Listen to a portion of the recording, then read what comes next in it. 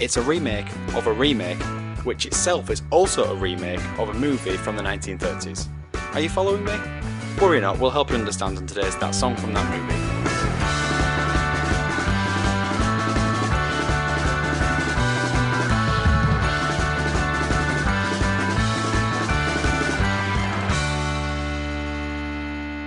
Ready to rock? Nope. Ready to roll. Makes sense. There you go. Thank you for joining That Song from That Movie, the journey through the very best and worst of movie songs. I am your... This movie is completely unquotable, so here are some intros inspired by other Bradley Cooper related movies. Host Dietrich, and today we're joined by a man who sees every scenario, and that puts him 50 moves ahead of you, Alex. What is that Limitless? It is Limitless, yes. Ooh, wow, good. Look at me. Check me out. I've seen films. I feel like we're already alluding to Dee's opinion of this film. And we're also joined by the man who keeps forgetting about that goddamn tiger, Ben. Hangover? Also correct. Mm-hmm. Do either of those two films have a good song in them? Oh, Mike Hangover Tyson sings the Phil Collins song. In the Air of the Night?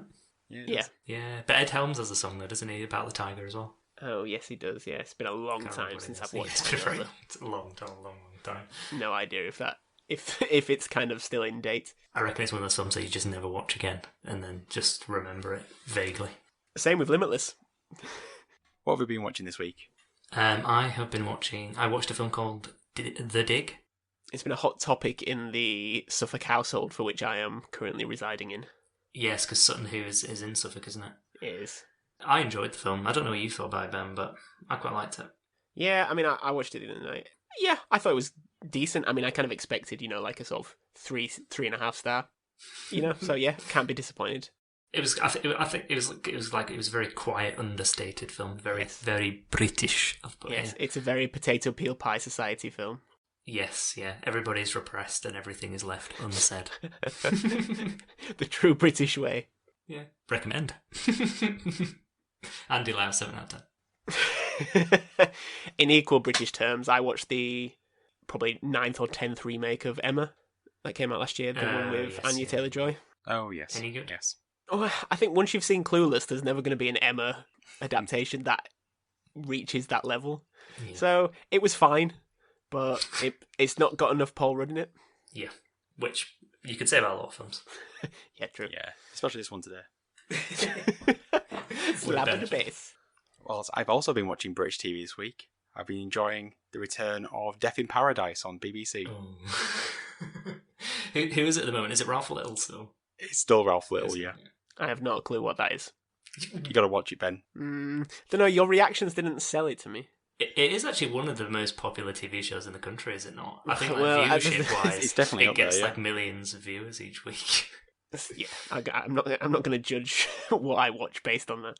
It's sort of a crime of the week show where bumbling British inspector figures it out, and it's all set in like a fake St. Lucia. Okay, so like a Midsomer Murder sort of thing. Yeah, but more exotic. So today's episode is Shallow from the most recent version of A Star Is Born. So to find out what was happening in the world when the movie came out, over to you, Alex. Yeah, so the month was October in the year 2018, if you can cast your minds back that far. What a different world that was. Yeah, it was a full year before anyone had heard of Wuhan or coronavirus. If someone said AstraZeneca, you'd probably think they were talking about a retro sports brand like Diodora. The news itself was focused on what also feels quite retro, Brexit. Oh, gosh. From the frying pan into the fire, as they say. So there was a march through central London demanding a vote for a second referendum. The organisers reported a turnout of 700,000, but official estimates were a much lower 250,000. But I've got a few of the signs which I enjoyed that were in photos from the march. So yes. I'm 16, Brexit stole my future. Bollocks to Brexit. Nice. Like that one. You found my sign. Yeah, this one's quite good. What a load of Brexcrement. He was proud. That was a big sign. That's a wide sign. That's a rectangular sign. My absolute favourite is it's a bit, it's understated. Why the lies, Boris? Did he respond? No. Still waiting. In other news, Pepper becomes the first robot to appear at a UK parliamentary meeting talking to MPs about future about the future of artificial intelligence in education. Presumably right before he asked Boris why all the lies. You have no authority here, Boris Johnson. Oh, there we go. Someone had to do it, didn't they? I'm the vice chair. I take charge. Read the standing orders. Read them and understand them. It's one of the best things I've seen in a while. Flag wavers were out across the nation for a royal wedding. Or perhaps not, because it was the royal wedding of Princess Eugenie and Jack Brooksbank, which took place at St. George's Chapel at Windsor Castle. Eugenie and Beatrice were the cusp of what I recognise as royalty. Because I'm pretty sure when I was at university, one of them was at Newcastle, and it was a big talk that they might be living in halls like a regular schmuck. Sure, of course they were. You'd have had to have bowed every time they sort of opened the door. But the main question is, do you think they had their wedding reception at Pizza Express? There's nowhere more unforgettable, so... Yeah. Very, very good. Very good. It was all contrived, just to get that in there.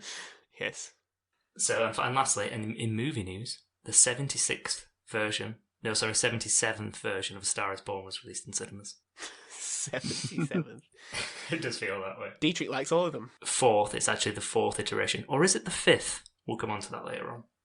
So, directed by Bradley Cooper, who also co-wrote, along with Eric Roth and Will Fetters.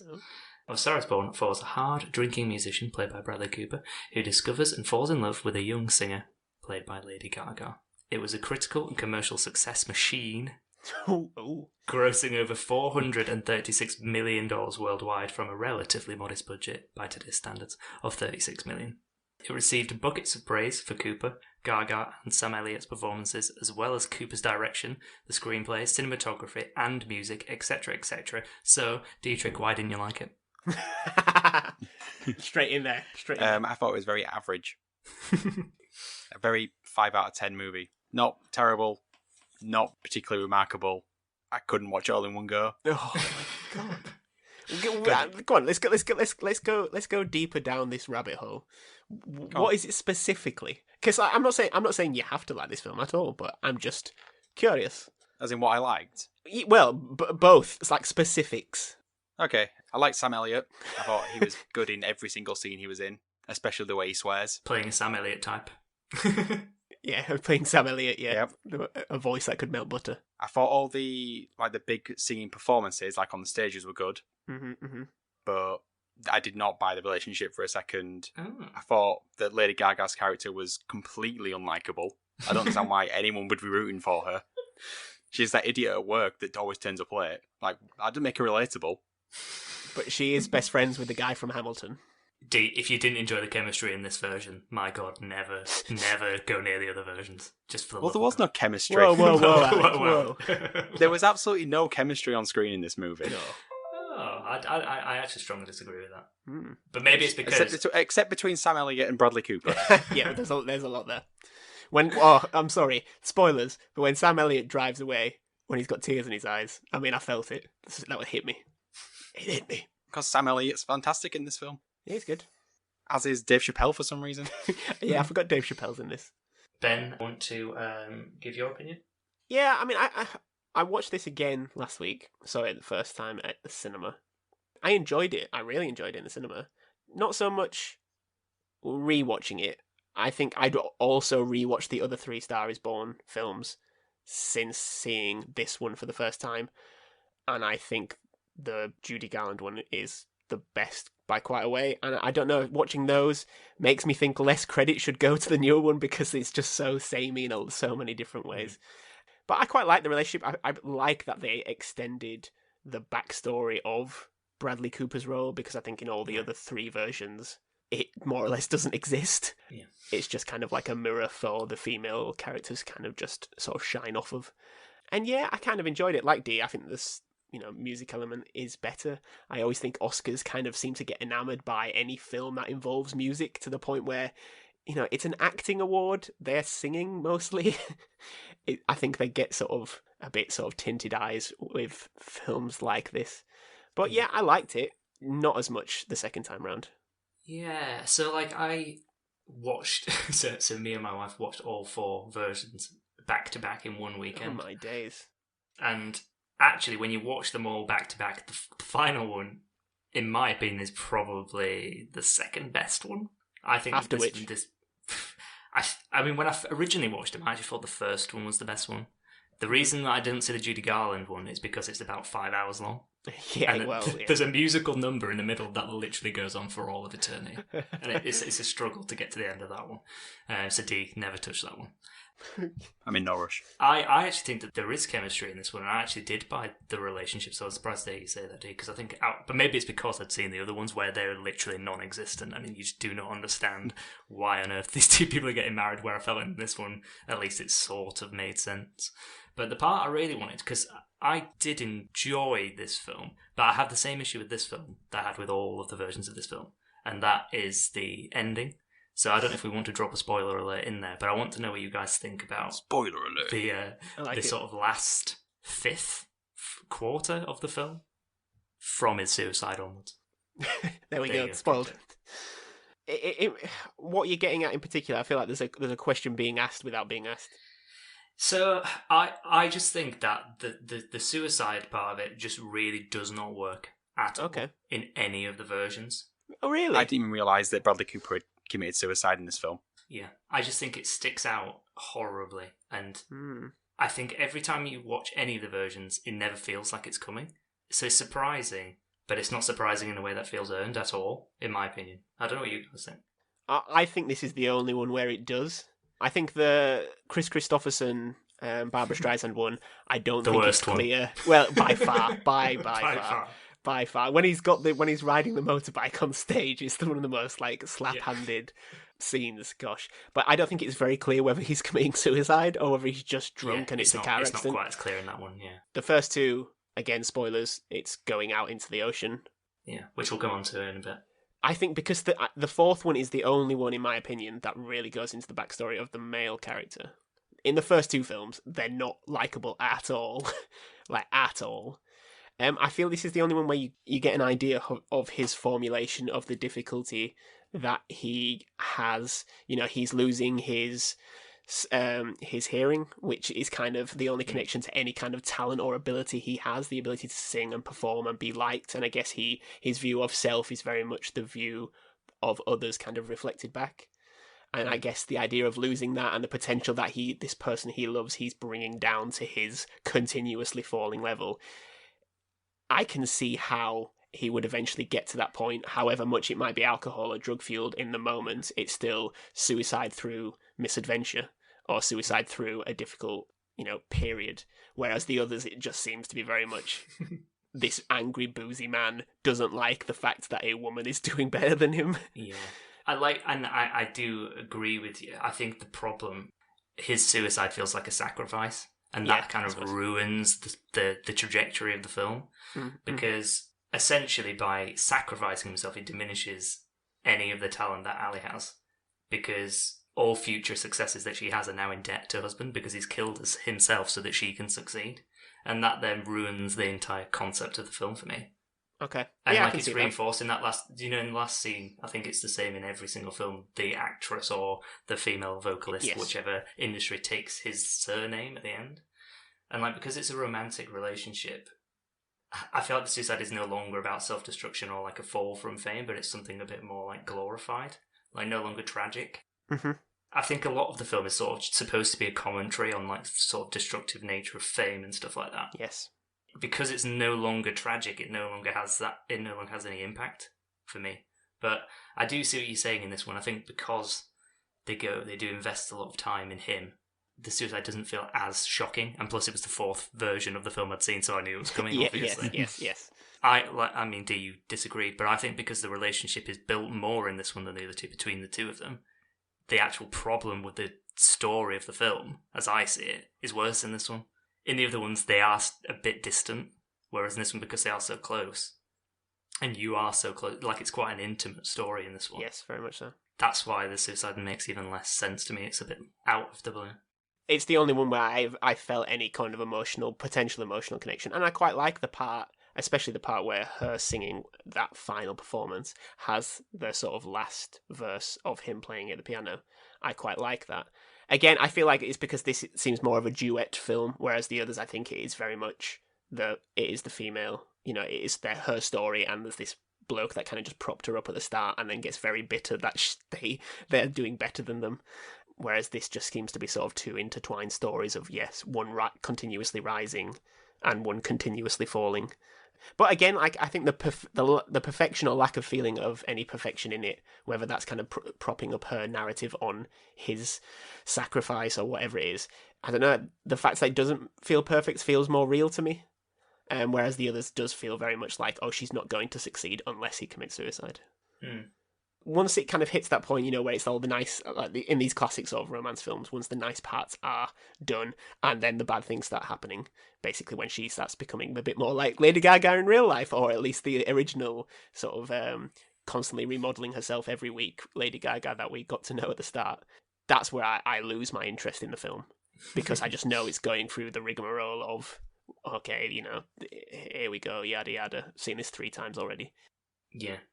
I think it would have been braver for me if they'd have made the decision with this one not to kill him, because I feel like they could have separated them. But I do think that suicide, for me, just fundamentally destroys the film every single time I watch it. But I don't know how you end his narrative without it being sad. Not in a sort of like, it's a love story and it ends as a love story. Yeah. Without making him just be this despot, drunk, who's becoming deaf and that's it, and she basically becomes his carer. Well, I can tell you how to do it, Ben, because it has already been done once, and that is the setup that I gave at the beginning for the 5th version of A Star Is Born. So I'll just get into a bit of the inspiration behind the original story, because this kind of is it also keys into what I'm touching on.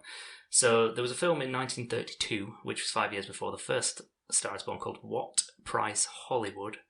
And it was a bit of a source of inspiration for the original Star Is Born. It was directed by the person who would eventually direct the second A Star Is Born, and was approached to direct the first one, but refused. And basically, it's a very similar story, but the 2 lead characters are not romantically involved. So you have a sort of older, currently successful actor who picks up a ingenue, and she then overtakes him in fame. And he subsequently goes on down the rails and kills himself. But because there's not a romance involved, I think the story works better, because it no longer becomes about sacrifice. It becomes like one person's downward trajectory, like you said, Ben, and one person's upwards. So like a star dies for a star to be born, and I think that's a much better commentary on Hollywood than this. And I think it is down to that romantic connection.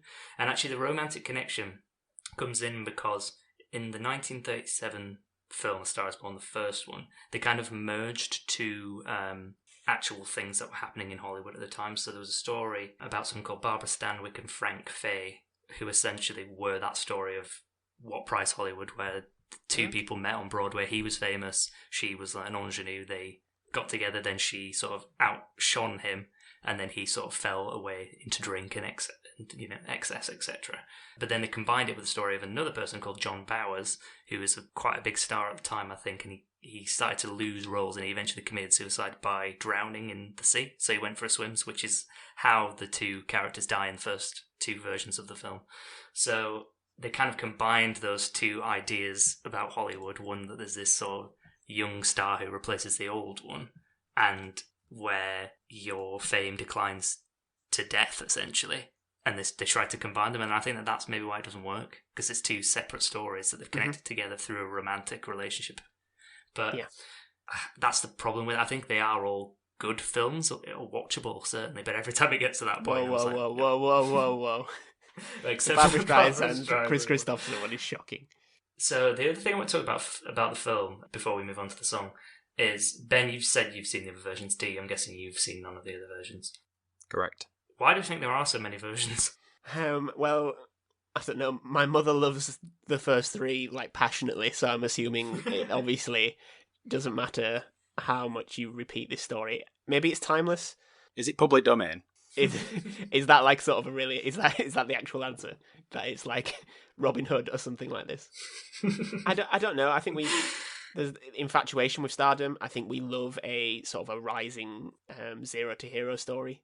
And as much as like I think I kind of agree with you, the sort of if the stories were separately entwined, I personally would find it a better film. But the romantic element appeals to a lot of people, and also from the first film, it shines a better light on the female character. It's almost that self-sacrifice. They are willing to sacrifice everything they've ever wanted, as contrived as it is for a male. It's what everyone hopes that a celebrity, a star, actually is, when they're probably not.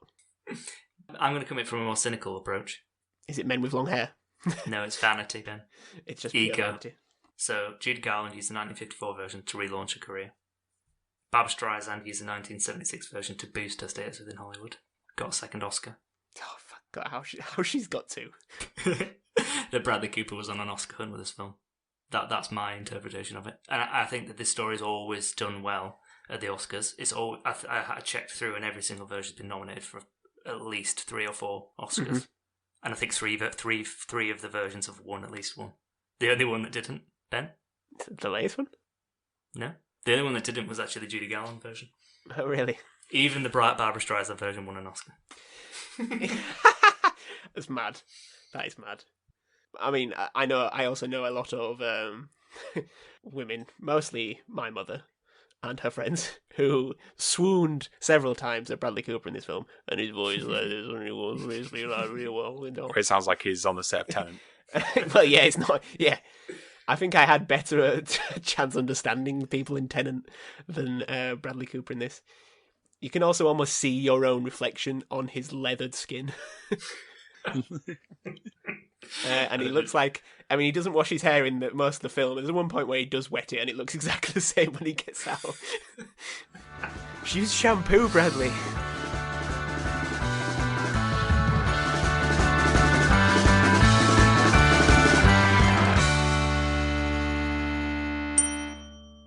So, let's talk about the song, shall we? What do we think? So the song is Shallow. It's performed by Lady Gaga and Bradley Cooper. I was going to say Brad Pitt and then Bradley Cooper. Bit odd, wasn't it? What do we think? Did we go Gaga for Gaga, or did we think Coops was Poops? How long did it take you to come up with that? You know what? I thought I had originally, did we go Gaga for Gaga, and just nothing. And then I thought Coops rhymes with Poops. Oh my. Coops, right? Yeah. Well, I thought the performance of Cooper was super. Oh. Now it's your turn, Ben. No. Are you going to go with Lady Gaga's performance? Gaga was Kaka. Oh, damn. I mean, it would have been wrong, but what do we think? Did we like the song? Yeah, it's a good song. It's probably one of the better bits of the entire film. Much like the movie, it's so sort of middle of the road. There's not really much to actually say about it. Not much to say about it. And there we are. Ben, can you do any better? Can you say more about it? Yeah, I can do if you want me to. I really liked it, especially when it came out. I remember, if it was on the radio, I quite liked listening to it. Bradley Cooper, for an actor, his voice isn't that bad. It kind of fits what it's supposed to do in the film. Obviously, if you kind of pick it apart, you can tell he's not a trained singer. But I don't know, it works. I like that scene. It's probably the best scene in the film. No, I don't know. I think I almost find it the equivalent of like Chris Evans in Captain America, where he comes out of the, whatever, the transformation pod, and everyone's like, wow, this super soldier. And Chris Evans, it's just Chris Evans. And so he has us all sort of like, he's had this super serum, he's now incredibly musty. It's just Chris Evans. So Chris Evans is just like, yeah, everyone's thinking I'm amazing doing this. I feel like the same with Lady Gaga. It's like, we're all like, oh my God, she's risen, this voice. It's just Lady Gaga just singing normally. Yeah. Do you think that's part of the problem, maybe? Not part of the problem of the film is that we already know that Lady Gaga is, a very famous singer already. Like, I suppose it works fine with Judy Garland, but you're not surprised. You're not surprised when she belts out that note. No. It doesn't even look like she's struggling at all for this song that they kind of just came up very quickly in the car park. That was something that annoyed me about it. She just came up with it in the car park. I assume off screen she came up with the rest of the lyrics. Bradley Cooper says, what his character name was? Jackson Maine. As in, like, Jackson Maine character. I think the Maine actually comes from the character I think the character's called Maine in the first film, surname Maine. Oh, right, okay, right, fair enough. Anyway, he says, I've come up with a composition. So how would she know when to sing in the song because she doesn't know when it's going to start? She just feels it. But anyway... They've got great chemistry. Wizard. That's right. Not on screen. The other thing is, for a lot of the performances, you do sort of feel like it's Lady Gaga going, this is how I would normally perform. Oh, I need to remember that I'm a little bit nervous. I'm supposed to be acting nervous in this scene. I'm now back to, oh, nope, I've forgotten again. I need to be nervous still. Yeah, I mean, even keeps when flitting between it. even when she's acting, I guess as we're supposed to common a word, she just punches everyone. She really likes to punch people. Yeah, I think it's a problem with these kind of things in general. But like I said, I think the song's good. I think the song is so, but I think it's elevated by Lady Gaga's voice. Yeah, she's got a very good voice. I feel like if it didn't kick in with that sort of like key chord change, into the chorus, would be not a good song. But that really does lift up there. But she's a very, very talented songwriter, and I guess I think she was a songwriter before she kind of made it in herself, and I think a lot of her layers of, meat, dress and all comes from the sort of that potential insecurity or just making herself someone, because I think she was told, and I guess that is a sort of match up to her character, that she wasn't, typically attractive to make it. I never really, as much as we were surrounded by her music at that age, Poker Face, Bad Romance, and so on. More recent stuff, I don't know, I quite like her. I think was it 2015 at the Oscars she performed The Sound of Music in the original Julie Andrews key, which, I mean, if you have time, go and listen to it on YouTube, because it doesn't sound like her, and I remember reading that she practiced so much to hit this note. And yeah, it doesn't really sound like her, but she does it so well. And I got quite a lot of admiration for that. And obviously writing the songs for this film, she's clearly got a lot of talent. And, as much, you can say that's kind of like, as we are, like phony because of in the sense of the film, yes, she's an incredibly talented multi-Grammy Award, platinum-selling artist. But you still got to appreciate that she writes very good songs. But did she write this song, Ben? Did she write this song? I don't know, did she? She was a co-writer. Yeah, she did. I saw her in the film. Ali wrote it. She's a co-writer. I'm assuming so. She won an Oscar, didn't she? Well, the song did win an Oscar, which we will come to. So it was written by Gaga, but with multiple other people. So Andrew Wyatt, Anthony Rossomando, and Mark Ronson. Boo hiss.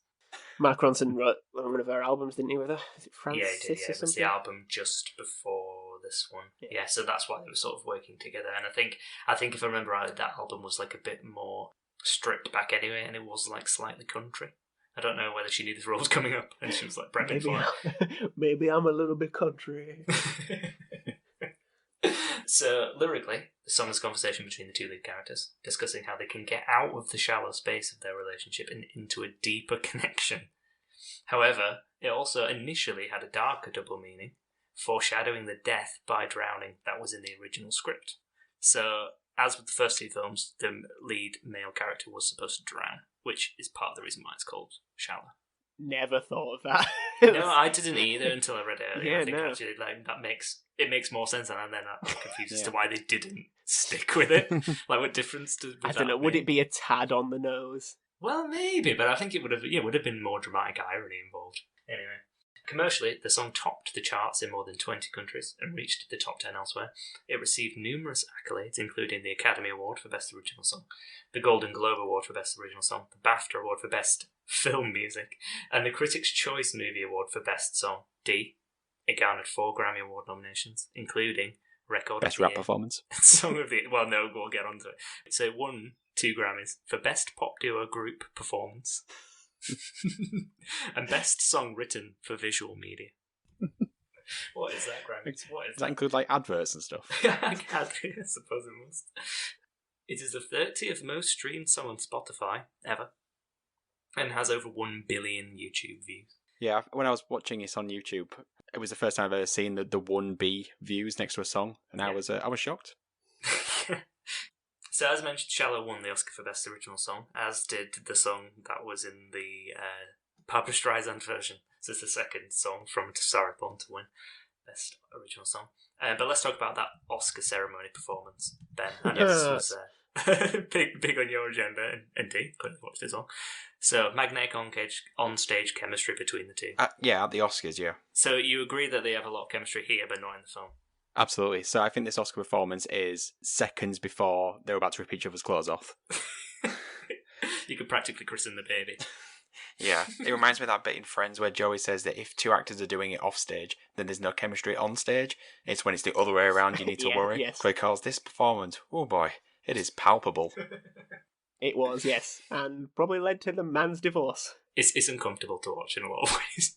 You sort of forget that there's an entire audience behind them because of the intense stare between the two of them. And like when he goes and is it him that goes and sits on the seat? Yeah, I mean, that's right, yeah. It really didn't need to be that sort of intense. You almost expected that, like you would expect in like a Friends sitcom when they look at each other and there's almost that sudden realization that, oh crap, we're on the stage, because they're so into it.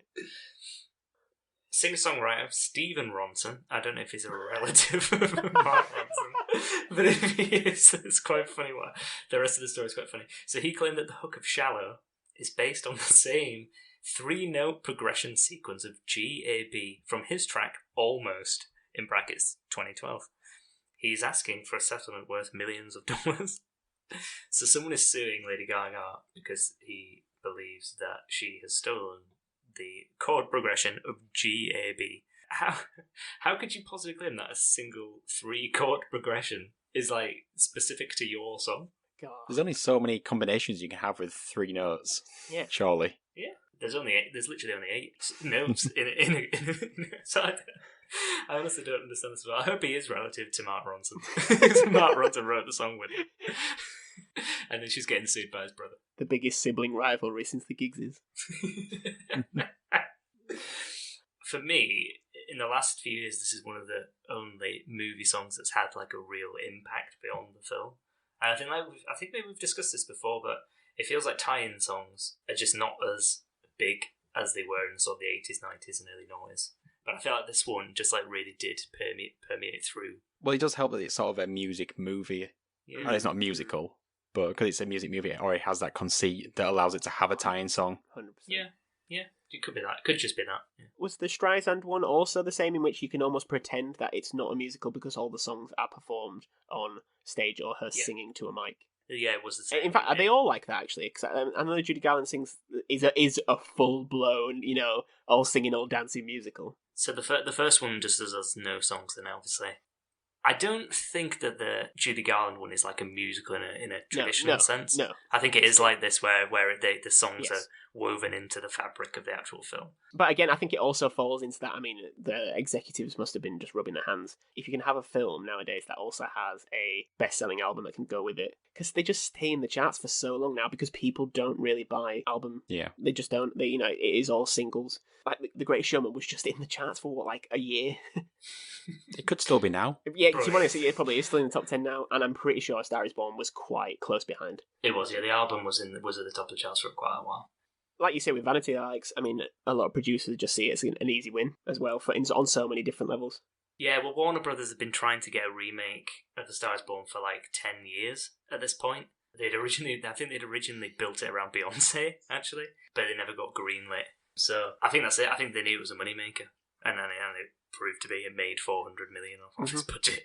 It's not like something Marvel territory where it's going to cost hundreds of millions to make in the first place. This is like a guaranteed success, like $30 million to make. You're going to get all those album sales on the back of it. You've got bankable stars. It's a story that's worked 3 times before, both critically and commercially. It's literally a no-brainer. So it wouldn't surprise me if eventually critically. You see this film was critically this one was acclaimed. Yes, and I will go over it again. Not the Kris Kristofferson one. Well, I mean, it was nominated for 4 Oscars. And I honestly don't know how. And I am looking forward to the 2029 version with Billie Eilish. Do you want to do your top 5? Okay, so I'm staying serious with the top 5s now, because I put in a lot of effort into these. And by a lot of effort, I mean quick Google. So, very refutable website has done a list of every pre-Lady Gaga Oscar-nominated acting performance by musician, but they've ranked them. So what is the best Oscar-nominated acting performances by a musician? So there's 25 in total, apparently. that are how, singers who have had acting roles and been nominated, whether that's supporting actor, or, best actor, actress. Does Will Smith count? Will Smith is number 5 in the list. He was nominated for Ali, yeah. Mark Wahlberg. Mark Wahlberg in Departed. Mark Wahlberg, I forgot, was a... he's not in this list, but does he count as an actual... Just because he had that one rap song? Yes, is the answer to that question. Clearly wasn't top 5. The other one that's coming to mind is Eminem. Was he nominated for 8 Mile? No, I don't think he was. If he was, he's not in this list. Whitney Houston. I don't know if she was nominated for anything. No, it doesn't look like she was. Beyonce. She must be nominated potentially for for Dreamgirls. She was. I thought it was just. I almost said Showgirls then. That's a completely different film. Well, what about the other person from Jennifer Hudson? Not top 5. Because she won an Oscar. She literally won one. Yes, not top 5 according to this list. What is this list? Is Kris Kristofferson and It was not nominated. So singers that then became God. What? Okay, Prince. Think a connection to these films we are talking about. Judy Garland. Lady Gaga. No, the other one. Barbra Streisand. There you go. For what film? Lentil. No, it's not lentil. Lentil. Yentl. Is it Yentl? Yentl. Sorry. Lentils. No, she won. She's number 1 on this list for Funny Girl, which is a decent film. I'm struggling just to think of musicians turned actors that aren't like Justin Timberlake. Yeah, so Justin Timberlake, number 2 for his performance for Shrek 3. Okay, number 2 is a sort of a big band singer. Frank Sinatra. There you go. Okay. Any idea what the film was? He won Guys Best and Supporting Dolls. Actor. He won Best Supporting Actor. Guys and Dolls. Was it the original Ocean's 11? A film in which has a very raunchy sort of beach scene, in which they had to keep making... Is it Rock Hudson? I forget. They had to keep making his pants bigger because they kept riding up on him and it was breaking the senses. God, don't know. It was From Here to Eternity. Okay. 4, you're never gonna get. 3. Wait, was that Clue? Was it Rick Astley? It's not. No, it's not. That would have been a good clue, but no. Why are we never going to get it? Why are you never going to get 4? I mean, Is very it- famous singer, not a very famous film. The film is Lady Sings the Blues. Does that help? No, is it a woman? Yes. Very is it quite an huge singer, massive singer. Sort of Cher. big Cher. sort of. No, number 3. Oh, was it Cher number 3? Yes, Moonstruck. yes, exactly. Which is a good film. It is a very good film. And then number 4, big singer in like soul, Motown. Aretha Franklin. Was in a 3-girl group, I think. Oh, Diana Ross. There you go, for Lady Sings the Blues. God, this takes years off my life, these top 5s. That was hard though. that was a difficult one. Okay, well, I just think keep I came going up with a lot of good answers that weren't in the list. Good answer, yeah. Okay, well, you follow that narrative, Alex. So now it's time for the ultimate question of movie or song. So this week it is A Star Is Born versus Shallow. I'll go first this week and say the song because it's better than most of the film and I don't have to commit to 2 hours. Alex? I'm also going to say song because there are 3 other versions of this film, 2 of which are probably better. One is worse, but that's beside the point. So I feel like we just did not need a 4th version, and no one will ever convince me otherwise. Ben? More or less the exact same reasoning. It is a very good song. There's definitely 2 better, like Alex says. There's one absolute tripe and garbage. And, I mean, yeah, it makes me laugh just thinking about that film. But, yeah, I really like the song. It just made me think of the weird, like, sand house that they have in that Barbra Streisand Honestly. Like, if people have never seen it, just watch the scene where he's performing and then he just takes a motorbike from some guy and crashes it off the stage. The sound editing over the top of it is shocking. So that brings an end to another episode of That Song from That Movie. So let us know which one you think is better, the movie or the song, on our Twitter account, TSFTMPod. You can help out the podcast in many ways. You can help us on Reddit by sharing this on a random subreddit. Alex, what subreddit should they pick this week? I think it's got to be the Kris Kristofferson Reddit, just because it's such a great name to say. Kristofferson. It is very good. Yeah, it is. You can also help the podcast via Patreon. It starts from £1 a month, $1.50. And you could have a chance of being on the podcast in the future. That's patreon.com/TSFTM. We also have a merch store, links on our Twitter. But really, what we want is your 5-star reviews. Isn't that right, Ben? Oh, yes, 100%. I'll get around to it.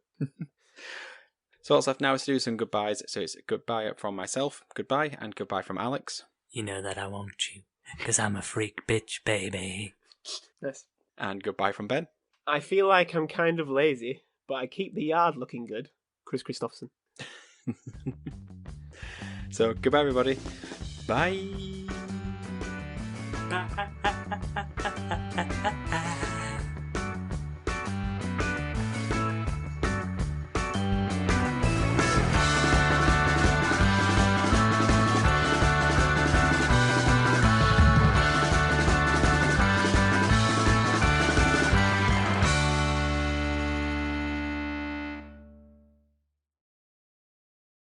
Just because you're a rocker doesn't mean you can't have some head and shoulders.